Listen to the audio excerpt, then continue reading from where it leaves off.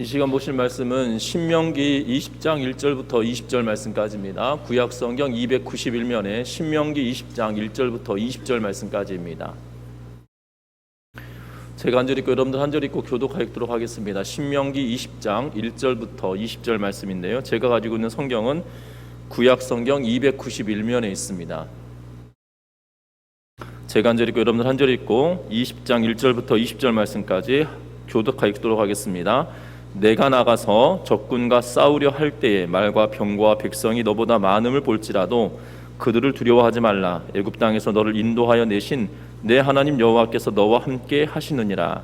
너희가 싸울 곳에 가까이 가면 이스라엘은 백성에게 나아가서 구하여 그들에게 말하여 이르기를 이스라엘아 들으라. 너희가 오늘 너희의 대적과 싸우려고 나왔으니 마음에 겁내지 말며 두려워하지 말며 떨지 말며 그들로 말미암아 놀라지 말라. 너희 하나님 여호와는 너희와 함께 하시며 너희를 위하여 너희 적군과 싸우시고 구원하실 것이라 할 것이며 책임자들은 백성에게 말하여 이르기를 새 집을 건축하고 낙성식을 행하지 못한 자가 있느냐? 그는 집으로 돌아갈지니 전사하면 타인이 낙성식을 행할까 하노라.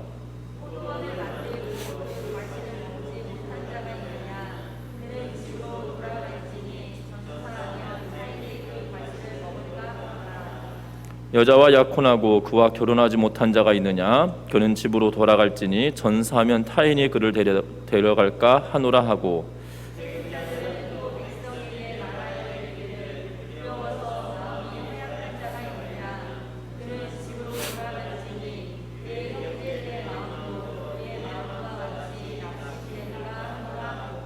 백성에게 이르기를 마친 후에 군대의 지휘관들을 세워 무리를 거느리게 할지니라.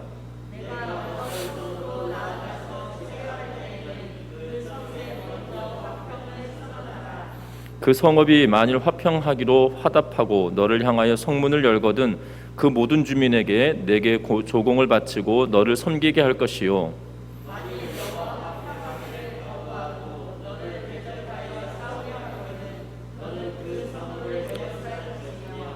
내 하나님 여호와께서 그 성읍을 내 손에 넘기시거든 너는 칼날로 그 안에 남자를 다 쳐 죽이고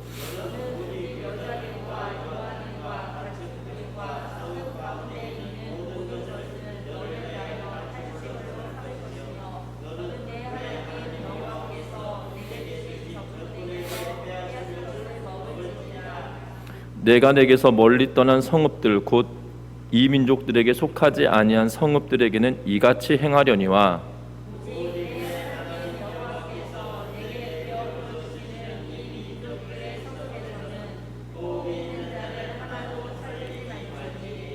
곧 헷 족속과 아모리 족속과 가나안 족속과 브리스 족속과 히비 족속과 여부스 족속을 내가 진멸하기도 내 하나님 여호와께서 내게 명령하신 대로 하라.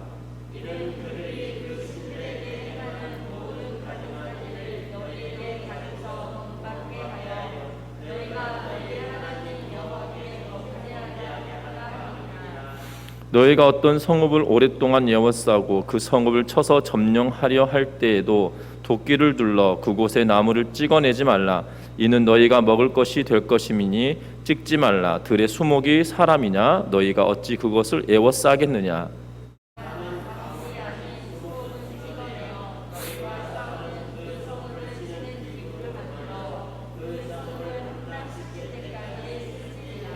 아멘.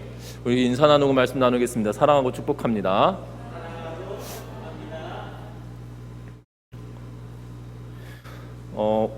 올해도 이 한국 전쟁, 때로는 6.25 동란, 6.25 전쟁, 한국 전쟁 이렇게 표현을 쓰는데요. 이 한국 전쟁이 일어난 지 71년째가 되는 날입니다. 그러한 해입니다. 작년에 이 신문의 기사에 이상규 교수가 백석대학교 이상규 교수가 크리스찬 투데이라고 하는 그러한 신문에 이러한 기고글을 남겼습니다. 뭐라고 남겼냐면 70년 전 6.25 전쟁에서 일어났던 5가지 기적이다라고 하는 제목으로 기고를 했었는데요. 5가지 기적을 소개하기 전에 이 이상규 교수는 이 한국 전쟁이 일어날 수밖에 없었던 이유에 대해서 말합니다. 그것은 다른 것이 아니라 이 한국 사회가 굉장히 불안정했다는 것이죠. 남한과 북한의 차이가 굉장히 심했었다라고 이야기하고 있습니다. 특별히 그 가운데 외적인 이유는 1945년 이후로 냉전 체제가 유지되어지고 미국과 소련의 대립과 패권주의의 영향이 가장 컸다라고 말을 합니다. 해방 후에 이 대한민국 땅에, 그때는 대한민국이라 부르지 않았겠죠. 이 한반도에 굉장히 어려움의 문제가 있었습니다. 좌익이다 우익이다 하면서 대립이 굉장히 심했었고, 이 신탁 통치를 찬성하느냐 반대하느냐의 문제까지도 불거지며 굉장히 이분법적인 그러한 사고와 생각들이 난무했던 때이기도 합니다. 그러던 와중에 1948년에 4월 3일에는 제주 일명 4.3 사건이라 불리는 제주 4.3 사건이 발생하게 되어지고요.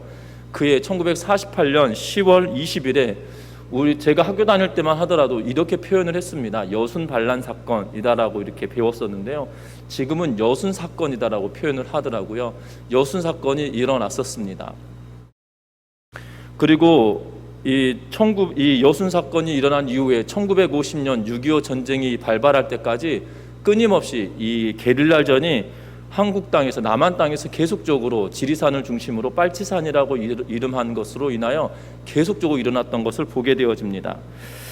그리고 1950년 5월 30일에는 재헌국회, 다시 말하면 헌법을 제정하기 위하여서 뽑혔던 이 재헌국회 국회의원들이 임기가 맞춰지고 총선이 실시되었는데 전체 의석이 210석이었습니다. 당시 210석이었는데 여당이 얼마를 차지하냐면 그 가운데 여당이 30석을 얻었고, 그리고 야당이 54석을 얻고, 그 다음에 무소속이 126석을 얻게 되어져서 굉장히 전국적으로 굉장히 불안정한 상태에 이르게 되었다라고 이상규 교수는 이야기하고 있는 것을 보게 됩니다.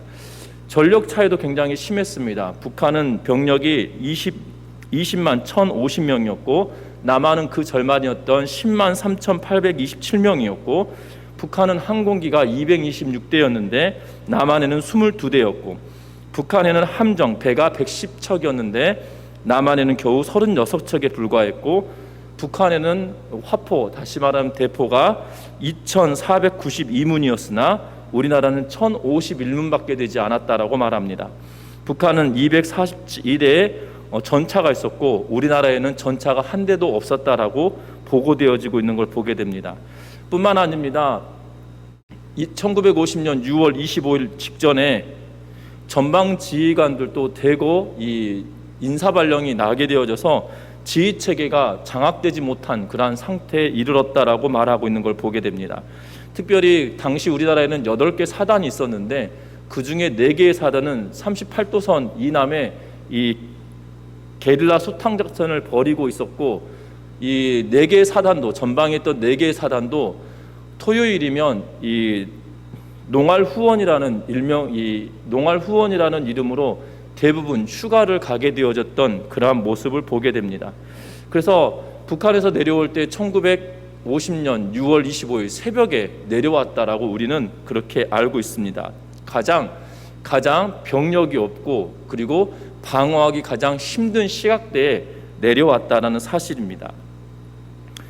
국외적으로 볼 때는 대한민국에 주둔하였던 미 군정이 철수하기 시작합니다. 1948년 9월 15일부터 철군을 시작하는데 1949년 6월 말에는 군사고문단 495명 외에는 모두 철수하게 되어졌다는 것이고요.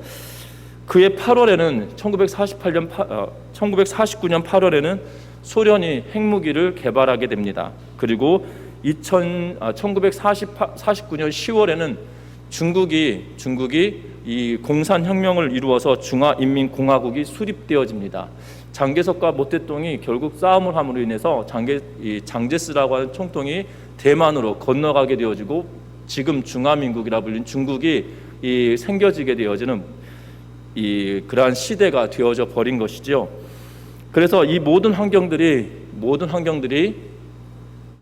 이 북한이 우세하게 만들었고 김일성 정권에 힘을 부여하게 되었고 한반도의 패권을 노리는 미국과 소련의 대립은 깊어감으로 인하여서 전쟁이 발발됐다라고 말합니다.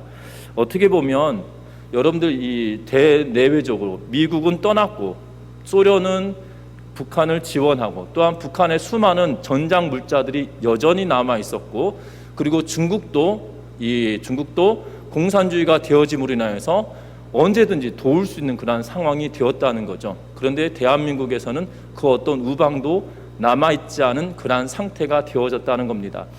또 다른 학자들은 북한에 이렇게 군수 물자들이 많았던 이유가 무엇이냐면, 남아있던 이유가 무엇이냐면, 소련으로부터의 지원도 있었지만 더 큰 지원은 1900 일제강점기 시대에 북한은 굉장히 지하자원이 많아서 대부분의 공장이 북한 땅에 있었다는 거예요. 이 남한 땅에는 이 지하자원이 그렇게 많지 않았기 때문에 공장들이 남한 땅에 그렇게 있지 않았다는 겁니다.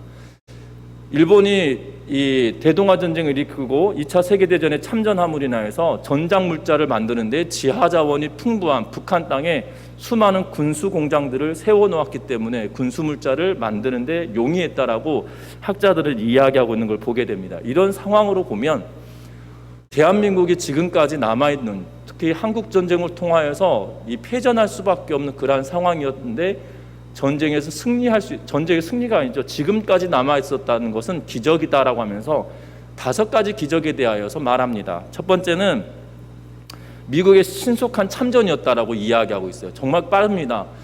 6.25 전쟁이 6월 25일에 발발했는데 6월 27일에 성명을 발표하고 유엔을 소집합니다. 그리고 유엔 상임이사국도 참전 결정이 굉장히 기적적입니다. 왜냐하면 북한에서 25일 날 이 전쟁이 치러졌다는 것을 이야기하고 26일에 침략 전쟁이라고 선언을 하고, 그리고 38도선 이북으로 철수하라고 요구를 합니다. 이 요구가 무시되어지자 6월 28일에 유엔은 2차 안보리를 소집하여서 북한에 대한 이 유엔군 결성하고 파병할 것을 28일에 결정하게 되어집니다. 굉장히 신속합니다. 그리고 당시 안전보장이사회는 5개 상임이사국과 10개 비상임이사국으로 나눠져 있었는데요.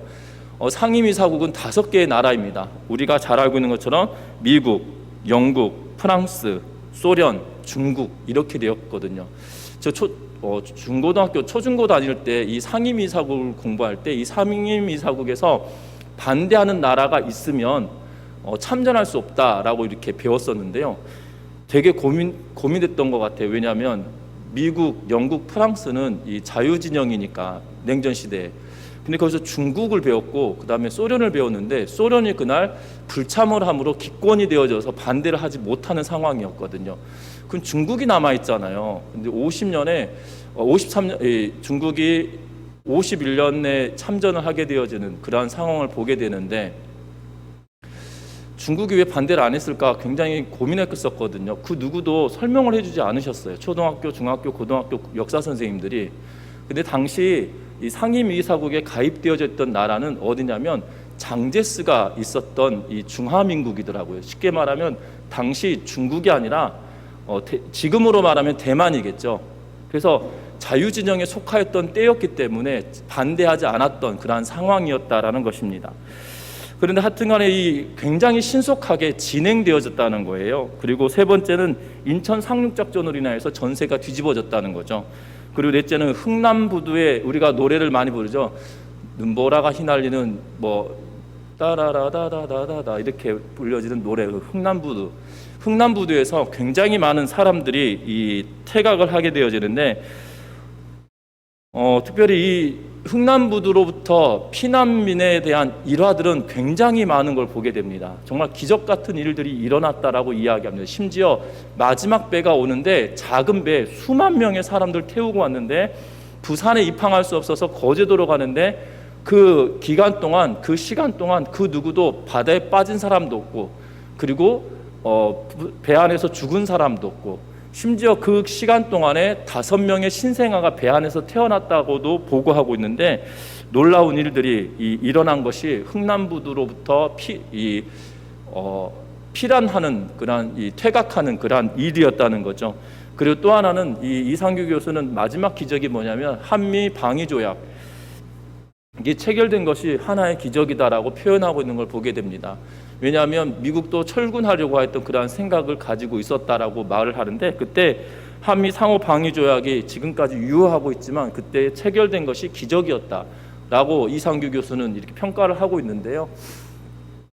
중요한 것은 전쟁이라고 하는 게 눈으로 보여지는 객관적인 전력만 가지고서 전쟁을 치르는 것이 승리를 답보하지 않는다는 생각이 들어집니다. 오늘 성경 말씀에도 마찬가지로 전쟁에 관한 이야기를 하고 있는 걸 보게 됩니다. 특별히 우리 민족은 전쟁에 관한 이야기를 할 때마다 염려가 되고 두렵게 되는 걸 보게 되어져요. 특별히 자녀들을 가르칠 때 집에서 항상 기도할 때 이 땅의 평화를 위해서 기도하는 기도의 제목을 나누기도 하는데요. 분명한 것은 여전히 휴전 상태에 있기 때문에 자녀들에게 전쟁이 언제 일어날지도 모른다라는 그러한 것을 항시는 아니겠지만 언제든지 말하고 가르칠 수 있는 그런 나라가 이 나라밖에 없다라는 생각이 들어집니다. 오늘 성경 말씀에도 이 전쟁에 관한 이야기를 하면서 전쟁의 자세에 대해서 이야기하고, 또 하나는 전쟁을 치르는데 어떤 규율을 가지고 전쟁에 임할 것인가에 대해서 말을 합니다. 뿐만 아니라 전쟁에 임하면서 예외 조항을 우리들에게 말씀하시면서 이러한 것을 하지 말라라고 말하고 있는 것을 보게 되는데요. 결국 이 전쟁은 오늘 찬양에서 불렀던 것처럼 하나님께 속한 것이기에 하나님의 말씀과 규례에 따라 이 전쟁에 임해야 된다라고 오늘 성경은 말씀하고 있습니다. 그래서 먼저 우리는 전쟁의 자세, 다시 말하면 가나안 땅에 들어가서 전쟁을 치를 때 어떤 자세를 가지고 이 전쟁에 임하라고 모세는 말하고 있는지 우리가 다시 한번 살펴볼 건데요. 1절 말씀 같이 읽어봅니다. 같이 읽습니다. 내가 나가서 적군과 싸우려 할 때에 말과 병거와 백성이 너보다 많음을 볼지라도 그들을 두려워하지 말라. 애굽 땅에서 너를 인도하여 내신 내 하나님 여호와께서. 아멘. 오늘 성경의 말씀 보면 뭐라고 말씀하십니까? 두려워하지 말라라고 말씀합니다. 내가 너와 함께 할 것이기 때문에 너는 놀라지 말라, 두려워하지 말라라고 말씀하고 계시다는 사실이에요. 여러분들 민수기 13장과 14장에 가면 이 정탐꾼들을 보냅니다. 12명의 정탐꾼이 40일 동안 가나안 땅을 정탐하고 돌아와서 10명의 정탐꾼들이 보고를 합니다. 뭐라고 보고하였습니까? 기고리장대하고 그들은 이 신무기를 가지고 있다라는 표현, 그런 표현 하지 않지만 그들이 놀랍다라는 표현을 쓰고 있습니다. 그리고 우리는 그들에게 대하면 메뚜기 같은 존재다라고 말하고 있다는 거죠. 그때 의분에 찼던 여호수아와 갈렙이 뭐라고 말합니까? 하나님이 우리와 함께 하시면 그들은 우리의 밥이다, 아무것도 아니다라고 이야기합니다. 그러면서 하나님을 의지하여서 올라가자라고 여호수아와 갈렙은 말합니다. 그러나 10명의 정탐꾼에 의하여서 두려움에 떨었던 그들이 결국 가나안 땅에 들어가는 것을 포기하게 되어지고, 모세와 아론과 그리고 여호수아와 갈렙을 제거하려고 할 때 하나님이 그들을 만류하시고 그들을 다 죽이려 하실 때 하나님께서 모세를 통하여서 그 일들을 막고 계시는 것을 보게 된다는 거예요. 여러분들 민수기 13장과 14장의 내용으로부터 지금까지 얼마나의 시간이 지났을까요? 지금 이 신명기를 선포하고 있는 그때 얼마나 많은 시간이 지났을까요? 약 39년, 짧게는 38년 정도밖에 되지 않은 시간일 겁니다. 우리는 이걸 툭 털어서 그냥 40년이라고 하는 시간이라고 말할 수 있을 텐데요. 민수기 13장과 14장의 사건 이후에 이스라엘 백성들이 지금 가나안 땅에 입성을 앞두고 있는 이 시점은 38년, 39년 정도 되는 시간이 지난 이후라는 거예요. 그러면 그 기간 동안 이스라엘 백성들은 더 많은 무장을 했을까요? 하지 않았을까요? 이스라엘 백성들의 무장 상태는 더 좋아졌을까요? 좋지 않았을까요? 40년 전에 가나안 땅의 사람들이 어떤지 알았다라면 지금 이스라엘 백성들은 무장을 하는 것이 맞을까요? 맞지 않을까요? 가나안 땅에 사는 사람들보다 지금 유리방황을 하는 40년의 기간 동안 뭘 해야 된다는 거예요? 무장을 더 단단히 하는 것이 더 합리적인 생각이 아닐까라는 생각이 들어져요. 그렇지 않을까요? 지금 가나안 땅에 있는 사람들이 박격포가 있다 그러면 우리는 105mm 자주포를 사용해야 된다, 뭐 이런 저들보다 우리가 더 큰 무기, 저들보다 우리가 더 좋은 화력, 이것이 우리들의 머릿속에 있는 것이 당연한 일일 텐데, 여러분들 잘 아셔야 되는 거는요, 잘 아셔야 되는 것은 이스라엘 백성들 가운데 철기 문화를 가지고 있는, 재련할 수 있는 능력을 가진 자들이 없었던 걸로 보여집니다. 그래서 사울 왕 시대에 블레셋까지 내려가서 농기구를 정비할 그러한 상황까지 내몰린 거죠. 여러분들, 이스라엘 백성들은 400년 동안이나 세계 최강대국이었던 애굽에서 노예로서 삶을 살아갑니다. 여러분들, 노예에게 무기를 생산하도록 만드는 것이 당연할 것 같은데요, 그런데 그들에게는 그러한 일도 주지 않았다는 거예요. 왜 그랬습니까? 이스라엘 백성들이 숫자가 늘어나니까 애굽의 왕이 두려워하기 시작했어요. 그래서 그들을 노예로 삼았고요, 심지어 아들이 태어나면 죽이라고 그랬고요, 그리고 군인들을 동원하여서 그들을 실제로 죽이고 있는 그런 모습을 보게 되어집니다. 여러분들, 두려워하는 존재들에게 우리의 핵심 기술을 가르쳐주는 것이 당연한 일일까요? 당연하지 않은 일일까요? 당연하지 않은 일이거든요. 그래서 이스라엘 백성들은 무기를 생산할 수 있는 능력 자체를 그들이 소유하지 않았어요. 심지어 애굽의 군대로부터 무기를 탈취할 수 있는 순간이 있었어요. 온 이스라엘 백성들을 추격해왔던 애굽의 군대들이 다 죽임을 당하였을 때, 그때 뭐 하면 되는 거예요? 병거를 취하고 무기를 취하면 당시 최강대국이었던 애굽의 무기를 다 얻어낼 수 있었을 텐데, 어떠한 일이 벌어집니까? 하나님이 그 무기를 얻지 못하도록 어떻게 해버려요? 물에다 싹 빠뜨려 버리시죠. 놀랍습니다. 그래서 40년이 지나는 이 시간 동안 이스라엘 백성들이 무기를 만들었다, 무기로 무장했다, 그런 기록이 남아있지 않다는 거죠. 유일하게 이스라엘 백성들이 40년의 기간 동안 만든 것이 있어요. 뭘 만들었습니까? 기록에 정확하게 뭐라고 기록합니까? 성막을 그들이 만들었어요. 성막과 그 안에 들어가는 모든 기물을 제외하고는 그 어떠한 것도 스스로가 만들지 않았습니다. 간혹 우상도 만들기도 했습니다. 출애굽기 32장에 우상도 만들기도 했지만, 그런 걸 떠나서 그들이 대대적으로 무엇인가 만든 것은 회막, 성막과 법궤와 성막에 들어갈 기물을 만든 것 말고는 전혀 있지 않았다는 거예요. 여러분들, 그러한 이들에게 가나안 땅에 들어간다는 것은 40년 전과 40년 후에 그들이 상황이 바뀌었으면 좋겠는데, 40년을 주기로, 성경의 시대는 40년을 주기로 한 세대를 이야기하고 있어요. 40년을 주기로 한 세대를 이야기하고 있는, 세대가 바뀌었단 말이죠. 그러면 가나안 땅에 있었던 그 사람들은 한 세대 동안 더 많은 노력과 무장을 하고 있었을 것이에요. 그런데 이스라엘 백성들은 40년 동안이나 변화된 것은 아무것도 없다는 거예요.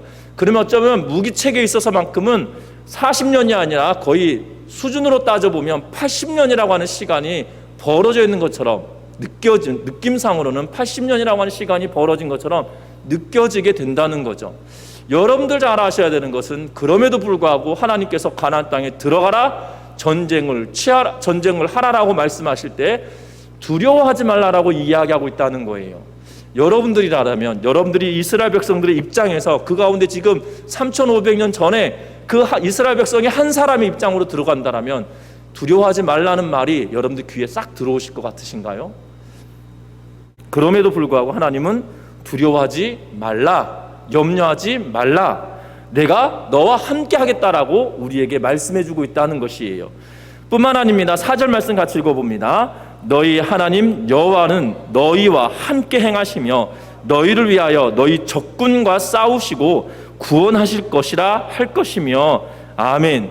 하나님께서 과거에는 그 전에는 모세가 손을 들어서 이 아말렉과 전쟁을 할 때 모세가 손을 들면 이스라엘 백성들이 이기고, 손을 내리면 이스라엘 백성들이 밀려오고, 이러한 것을 반복하여서 아론과 훌이 모세의 손을 이렇게 들고 있었던 것들을, 바치고 있었던 것들을 성경은 이야기합니다. 그리고 전쟁과 어떠한 상황이 생기면 하나님이 친히 움직이신 것도 있었지만 이스라엘 백성들이 움직일 때가 더 많았다는 거예요. 그런데 이제는 가나안 땅에 들어가면 뭐라고 이야기하십니까? 너희 하나님 여호와는 너희와 함께 행하며 너희를 위하여 너희 적군과 누가 싸운다고요? 하나님께서 싸워주실 것이다 라고 그들에게 말씀하고 계시다는 사실이에요. 저와 여러분들 기억하셨으면 좋겠습니다. 전쟁이라고 하는 것은 우리가 피부로 실제로 해본 적이 없기 때문에 그 두려움은 상상을 초월하겠지만 분명한 것은 하나님이 두려워하지 말라라고 우리에게 말씀해주고 있다는 사실이에요. 영적인 전쟁도 마찬가지입니다. 악한 영과의 대적도 두려워하지 않아야 된다는 사실이에요. 염려하지 않아야 된다는 거예요. 왜냐하면 내가 하나님의 자녀이기에 그 하나님의 백성된 그의 자녀된 자들에게 하나님께서 친히 싸워주신다라고 우리에게 말씀하고 있다는 사실이에요. 그 하나님의 말씀을 우리가 믿고 나아가는 은혜가 있으시기를 주의 이름으로 부탁드립니다. 전쟁을 앞두고 때로는 영적인 싸움에 상황과 환경의 문제가 우리 앞에 맞닥뜨려졌을 때 그 자체를 두려워하지 말라라고 말씀하고 계세요. 왜냐하면 내 뒤에는 누가 계시다는 거예요? 하나님이 계시다는 거예요. 여러분들이 전쟁의 가장 극적인 장면이 어디에 등장하냐면 사무엘상 17장에 등장하고 있는 것을 보게 됩니다. 16장 17장에 어떠한 사건입니까? 다윗이 골리앗과의 전쟁에서. 여러분들 이것이 싸움에서 승리할 수 있는 상황이었나요? 절대로 아니었다는 거죠. 여러분들 객관적인 상황으로 보면 골리앗이 이기나요? 다윗이 이기나요? 무기 수준으로 보면 다윗이 이겨야 되나요? 골리앗이 이겨야 되나요? 골리앗은 모든 갑옷과 창, 배틀째 같은 창을 들고 있었고요. 칼도 차고 있었어요. 그리고 다윗은 무장을 못하여서 뭐합니까? 사울 왕이 그가 입었던 옷으로 무장을 시켰더니 걸음걸이가 이 순탄 뭐라고 그래요? 자기 옷을 입지 않았으니까 자기 갑옷을 입지 않았으니까 행동하기가 거추장스러우니까 다 벗고 자기가 원래 하던 대로 뭐만 가지고 갑니까? 물매와 주머니에 돌 5개를 취하해서 갑니다. 왜 돌 5개일까? 한 방에 끝냈는데 그럼 돌 하나만 가지고 가지. 다윗이 믿음이 없어서 5개인가? 라는 생각이 드는데 그 주머니 안에는 돌 5개밖에 안 들어가는 것 같아요. 그냥 아무런 주석이 없더라고요. 그냥 5개만 넣을 수 있어서 충분히 최선을 다해 가지고 나간 거죠. 그래서 전쟁의 상황은 다윗이 질 수밖에 없는 상황이지만 결국 이 전쟁에 누가 승리했습니까? 골리앗이 아니라 다윗이 승리했다는 거죠. 누가 함께 하셨습니까? 하나님이 다윗과 함께 하셨기 때문이라는 거예요. 우리도 하나님이 우리와 함께 하신다라고 믿으십니까? 저와 여러분들에게 하나님이 아버지이시고 하나님이 나의 주 나의 하나님이신 것을 믿으시나요? 그런데 이 하나님이 나의 주 나의 하나님으로 받아들이고 믿어지는데 상황과 환경과 어려움의 문제가 막 딱 내 앞에 맞닥뜨려지면 우리는 상황과 환경에 짓눌려서 염려하고 두려워하기 시작한다는 거예요. 여러분들 잘 아셔야 됩니다. 하나님은 나의 아버지시고 하나님은 나의 하나님이시기에 나와 동행하시고 나와 함께 하여 주시는 분이시라는 거예요. 다윗을 승리케 하셨던 그 하나님이 저와 여러분들도 승리하게 하여 주실 것이라는 것을 믿고 나아가는 우리 모든 성도님들 되시기를 주의 이름으로 부탁합니다. 또 오늘 성경의 말씀에 보면 이 전쟁을 하는 동안에 두려워하지 말라라고 이야기하셨다라면 전쟁을 치르면서 어떤 규율 속에서 이 전쟁을 치를 것인지에 대하여 성경은 기록합니다. 10절부터 시작하여서 14절 말씀까지는 무엇을 이야기하냐면 이 비가나안 족속, 다시 말하면 가나안 족속이 아닌 사람들, 그래서 성경은 이렇게 말합니다. 뭐라고 이야기하시냐면 15절 말씀 같이 읽어봅니다. 내가 내게서 멀리 떠난 성읍들 곧 이 민족들에게 속하지 아니하는 성읍들에게는 이같이 행하려니와. 다시 말하면 가나안 사람들의 가나안 족속들, 여기 보면 17절에 기록되어 있는 이 족속들이죠. 뭐 헷 족속, 아모리 족속, 가나안 족속, 브리스 족속, 히비 족속, 여부스 족속, 이 족속들에 속하지 아니한 멀리 있는 성읍에 있는 자들과 전쟁을 치르게 될 때 이렇게 행하라라는 이야기가 10절부터 14절 말씀까지 기록되어져 있다는 거예요. 가나안 족속에 속하지 않은 사람들에게는 어떻게 전쟁을 하느냐? 먼저 사신을 보냅니다. 나아가서 먼저 성읍으로 나아가면 전쟁을 치르기 전에 화평을 선언하라는 거예요. 우리가 너희들과 화평하기를 원한다라고 이야기하면서 화평하기로 이렇게 화답하고 성문을 열면 그 주민들에게서 조공을 받고 너희를 섬기게 하고 싸우지 않기로 하는 거죠. 그리고 화평하기를 거부하면 그 전쟁을 싸우는데 남자들은 다 죽이다라고 이야기하고 여자와 유아들과 가축들과 성읍 가운데 있는 모든 것들을 너희를 위하여 탈취물로 삼아라 라고 말씀하고 있다는 거죠. 그래서 멀리 있는 성읍에게 전쟁을 치를 때에는 먼저 화평하기를, 그리고 화평을 거부하면 전쟁을 치르는데 남자들은 다 죽이고 여자와 아이들을 취하고 짐승들도 취하고, 그리고 그 가운데 있던 모든 탈취물을 얻으라라고 말하고 있는 것을 보게 되어져요. 그런데 반면에 16절부터 시작하여서 16절부터 시작하여서 20절 말씀까지 19절 말씀 20절 말씀까지는 무엇에 대해서 이야기하고 있냐면 가나안 족속들과의 전쟁에 관한 이야기를 말하고 있어요. 그런데 이 가나안 족속과의 전쟁은 어떻게 치르느냐? 그냥 다 멸절하라라고 성경은 이야기하고 있다는 거죠. 16절과 17절 말씀 같이 읽어봅니다. 16절 말씀 읽어봅니다. 오직 내 하나님 여호와께서 내게 기업으로 주시는 이 민족들의 성읍에서는 호흡 있는 자는 하나도 살리지 말지니. 아멘. 호흡 있는 자는 아무도 살리지 말라라고 이야기합니다. 멀리 있는 성읍들, 다시 말하면 가나안 족속이 아닌 성읍을 들어갈 때는 여인과 그리고 여자들과 그리고 아이들을 살리라고 이야기하고, 심지어 가축들도 성읍에 있는 모든 것들을 너희의 탈취물로 삼으라라고 이야기하셨는데, 이제는 이들에게 대해서는 그렇게 말하지 않는다는 거죠. 다 하나도 살리지 말고 모두 죽여라라고 이야기하고 있는 걸 보게 됩니다. 진멸하라는 표현을 사용하고 계시고, 그렇게 모든 것을 멸하라라고 이야기하고 계시거든요. 어떻게 보면 성경은 굉장히 잔인한 것처럼 보여집니다. 왜냐하면 모두 죽이라라고 이야기하고 있고, 어떻게 보면 현대적인 표현으로 사용하면 인종 청소라는 표현이 적당할 것 같은 그러한 상황처럼 내몰립니다. 그런데 그것은 성경을 읽으면서 그렇게 말씀하신 분들이 계시는데 성경을 잘 몰라서 하는 말입니다. 왜냐하면 당시 지금으로부터 3,500년 전 상황이라는 것을 염두에 두셔야 된다는 거예요. 당시 고대 사회는 이 전쟁을 치를 때 무지막지하고 무자비했다는 것을 기억하셔야 된다는 거예요. 성경 자체만이 그렇지 않아요. 모든 대부분의 전쟁들이, 고대 사회의 전쟁들은 이러한 일이 빈번했다는 거예요. 뿐만 아니라 성경에서는 이들을 다 진멸해야 되는 이유에 대해서 분명하게 말합니다. 18절 말씀 읽어봅니다. 같이 읽어봅니다. 이는 그들이 그 신들에게 행하는 모든 가증한 일을 너희에게 가르쳐 본받게 하여 너희가 너희의 하나님 여호와께 범죄하게 할까 함이니라. 아멘. 그들이 어떠한 물건도 취하지 말고 모두를 죽이라고 하는 이유가 있어요. 그것은 무엇 때문입니까? 그들의 신에게 행하는 모든 가증한 일을 뭐 하게 될까봐? 가르칠까봐, 너희가 그것을 배울까봐, 그래서 그 일로 말미암아 본받고 어떻게 할까봐 하나님께 범죄하여서 하나님이 그들을 오히려 대적하실까 염려가 되는 거죠. 여러분들 기억하셨으면 합니다.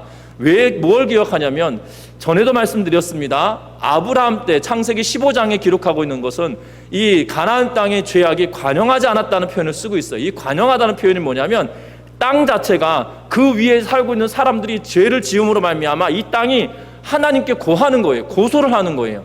소돔과 고모라 땅이 그랬어요. 그래서 하나님이 친히 내려가서 어떠한 것을 보고 이 땅이 하나님께 고소하니까 하나님이 그것을 확인하러 내려오셨고, 그 고소한 것에 합당하게 소돔과 고모라를 멸하신 거예요. 지금 가나안 땅도 마찬가지입니다. 가나안 땅도 그들의 죄악에 관영하고 더 이상 그 땅이 내가 이 땅 위에 있는 사람들 때문에 내가 살 수 없어요 라고 이야기하여서 이들을 진멸하기 위하여서, 다 쓸어버리기 위하여서 이스라엘 백성들을 집어넣으셨다는 거예요. 그런데 그런 악행을 해가고 우상을 숭배하고 심지어 그들의 자식을 불가운데로 지나가게 하는 그러한 무시무시한 신들을 섬기고 있었던 이들의 모습을 본받고 하나님과 대적하여서 그들을 진멸하게 만들까 두렵고 염려가 된다라고 하시며 그 길을 떠나기를 요구하고 계시며 모두를 죽이라라고 말씀하고 계시다는 거예요.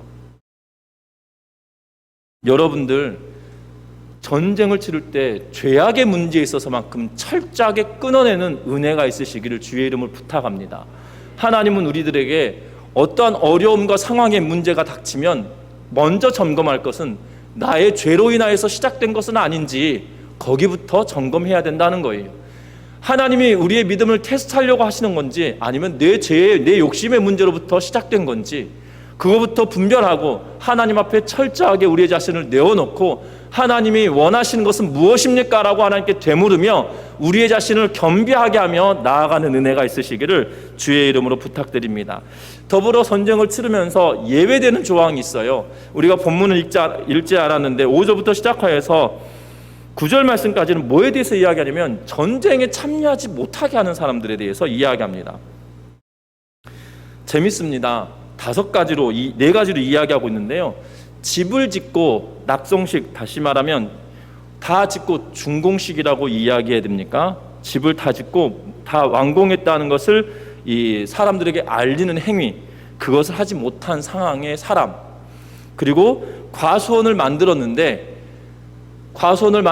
열매를 얻지 못한 남자, 그리고 약혼한 사람이 있는데 결혼하지 못한 남자, 그리고 어떠한 사람 말합니까? 심약한, 전쟁을 치르는데 무서워하는 사람,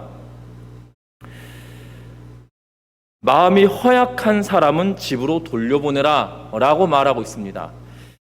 제가 군생활할 때 이야기해서 죄송한데요, 심약한 친구들이 종종 있어요. 우리는 종종 있거든요. 그래서 저희 때 표현으로는 관심사병이다라는 표현을 썼습니다. 이 친구를 주의 깊게 봐줘라, 얘가 마음이 허약하다, 그래서 이 친구 이렇게 관심 있게 봐줘라 라는 표현을 써서 관심사병이라고 합니다.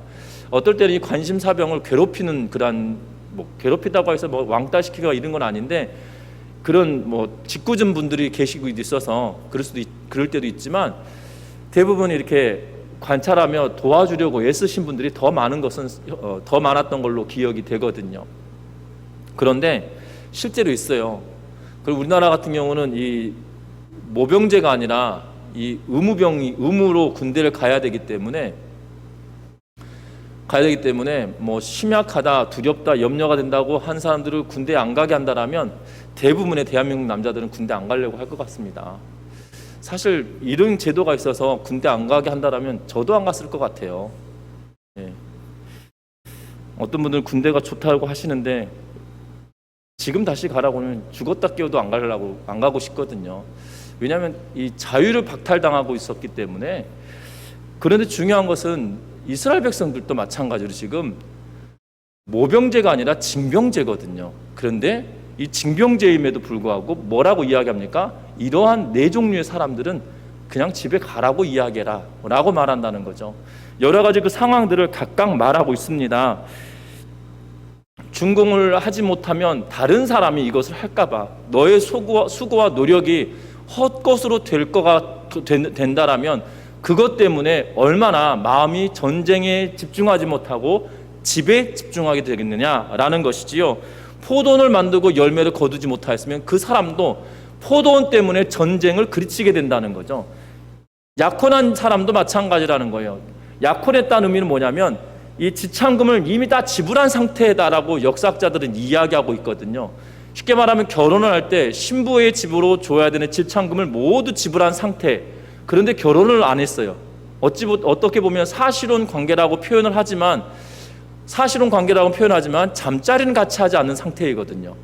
그래서 모든 지참금을 지불하고 이제 집에 데려와서 그 날짜가 되어지면 집으로 데려와서 같이 사는 건데, 그 같이 살지 못한 상태인데 지참금을 다 지불했는데도 불구하고 군대 가가지고 전쟁을 치르는데 염려가 되는 거죠.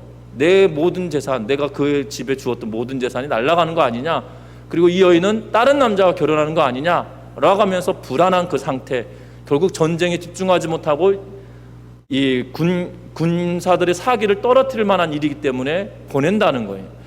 마지막으로 심약한 사람도 마찬가지로 전쟁에 집중하지 못하고 두렵고 염려가 되면 사기를 저하하기 때문에 그들을 보내는 것이 맞다라고 이야기하고 있다는 것이지요. 여러분들 기억하셨으면 합니다. 독특하게도 하나님은 이러한 조항들을 두시면서 하지 말라, 이러한 사람들을 군대로 부르지 말라라고 이야기하고 있다는 거예요. 더불어 하나님께서 다 멸절하라고 하셨던 가나안 땅의 사람들에게서도 예외 조항이 있었다는 거예요. 그것이 19절 말씀입니다. 19절과 20절 우리 같이 읽습니다. 너희가 어떤 성읍을 오랫동안 에워싸고 그 성읍을 쳐서 점령하려 할 때에도 도끼를 눌러 그곳에 나무를 찍어내지 말라. 이는 너희가 먹을 것이 될 것이니 찍지 말라. 그들의 수목이 사람이냐 너희가 어찌 그것을 애워싸겠느냐. 다만 과목이 아닌 수목을 찍어내어 너희가 싸우는 그 성읍을 치는 기구를 만들어 그 성읍을 함락시킬 때까지 쓸지니라. 아멘. 그 땅에 성을 애워쌌는데 그 주변의 수목들 가운데 아무나 베어내지 말라라고 이야기하면 뭐라고 이야기합니까? 과목은 남겨두고 수목, 다시 말하면 이 건축자재로 사용하거나 아니면 뭐라고 하죠? 뗄나무로 사용하거나 조경으로 사용하는 그런 나무들은 베어내어서 너희가 전쟁 물자로 사용하지만 과목, 과일을 맺는 나무들은 찍어내지 말라라고 이야기하고 있는 걸 보게 됩니다. 그들이 무엇이 아니기 때문이라는 거예요? 사람이 아니기 때문이다라고 말하고 있는 거죠. 참 무섭습니다. 왜 무섭냐면 하나님은 철저하게 죄악의 문제에 있어서만큼은 사람이 지어내는 죄가 얼마나 독한지 우리에게 보여주고 있는 한 단면이기도 하다는 거죠. 이러한 모습으로, 이러한 형태로 하나님은 전쟁을 치를 때 두려워하지 말라, 그리고 전쟁을 치를 때 가나안 사람과 가나안 사람이 아닌 자들을 구별하면서 그들의 전쟁을 치르라라고 이야기하셨고요. 그리고 전쟁을 치르는데 예외 조항이 있다라고 하면서 전쟁에 나가지 못하는 사람들을 두시고 또한 베어내지 못할 수목들에 대한 이야기, 과목들에 대한 이야기를 하고 있다는 거죠. 저와 여러분들 삶을 살아가는 동안에 전쟁이라고 하는 게 우리의 인생에 없었으면 좋겠습니다. 실제적으로. 그런데 우리가 살아가는 동안에 우리의 영적인 상태는 언제나 전시 상황이라는 거죠. 우리의 영적인 상태는 언제나 전시 상황이라는 거예요. 그리고 우리의 상황과 환경은 악한 영의 존재로부터 하나님의 백성인 우리들을 넘어뜨리고 쓰러지게 하기 위하여 끊임없이 우리를 유혹하고 넘어뜨려가는 영적인 전쟁이 우리 앞에 항상 놓여져 있다는 거죠. 이 전쟁을 치를 때 우리는 어떻게 싸워야 되는지 오늘 본문은 우리에게 분명하게 말합니다. 뭐라고 합니까? 우리에게 하여금 두려워하지 말라라고 말씀하고 있다는 거죠. 두려워하지 말라라고 말씀을 하고 있다는 사실이에요. 저와 여러분들이 이 땅의 삶을 살아가면서 이 영적인 전쟁을 치를 때 두려워하고 염려하는 것이 아니라 하나님이 주신 그러한 하나님의 백성이라는 확신을 가지고 담대하게 싸움에 나아가는 은혜가 있으시기를 주의 이름으로 부탁합니다. 영적인 싸움에서는 진멸과 때로는 전리품으로 또한 나누어질 수 있겠지만 분명한 것은 죄악의 문제에 있어서만큼 끝까지 처단하고 죄의 고리로부터 끝까지 벗어내는 은혜가 저와 여러분들의 삶 가운데 이루어지시기를 주의 이름으로 부탁하고, 뿐만 아니라 하나님은 약자와 연약한 자, 특별히 피조물의 생명을 귀하게 여기고 있는 거죠. 나무가 사람이냐라고 하시면서 중요한 것은 죄악 가운데 있는 사람이 악한 거라는 거죠. 하나님께서는 그러한 것들을 패하시며 승리하기를 요구하고 계시는데 저와 여러분들의 삶 가운데 정말 승리하는 삶을 살아가는 우리 전미중앙교회 모든 성도님들 되시기를 주의 이름으로 부탁합니다.